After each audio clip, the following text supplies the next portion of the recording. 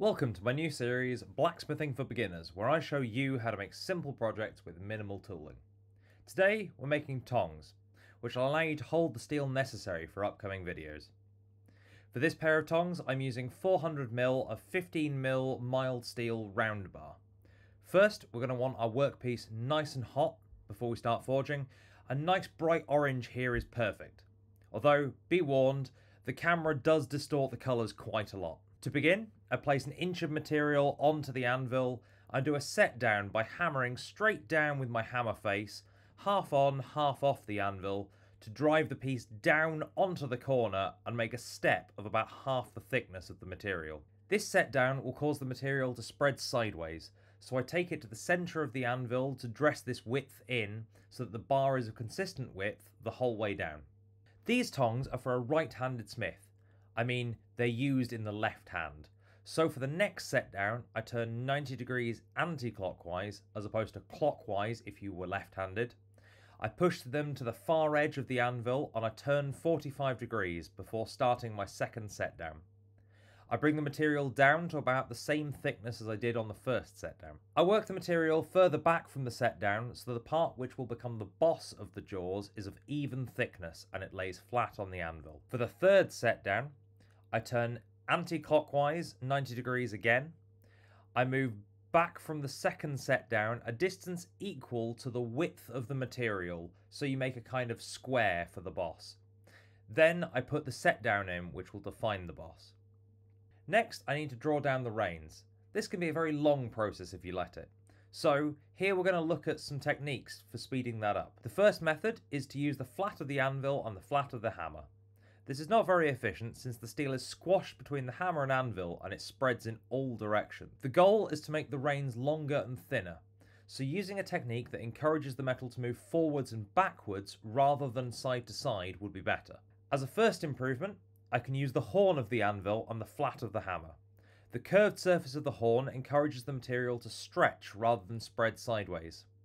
This effect can be increased by using a section of the horn with a smaller radius. I can further increase the efficiency of this movement by using a hammer with a rounded face, shown here. Finally, the most aggressive method for drawing out involves placing the steel at an aggressive angle on the rounded corner of the anvil, which acts like the curved surface of the horn, but with a very small radius to stretch our steel and push it forwards and backwards.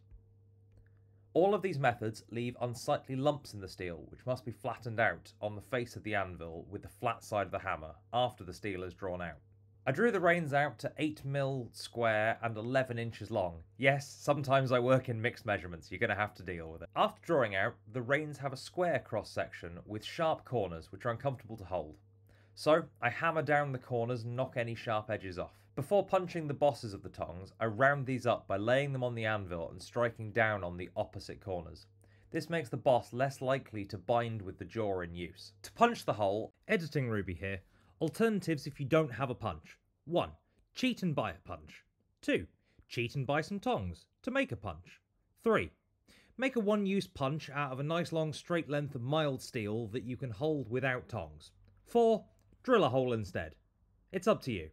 Anyway, back to the video. Punch the hole, I put the jaws set down off the anvil.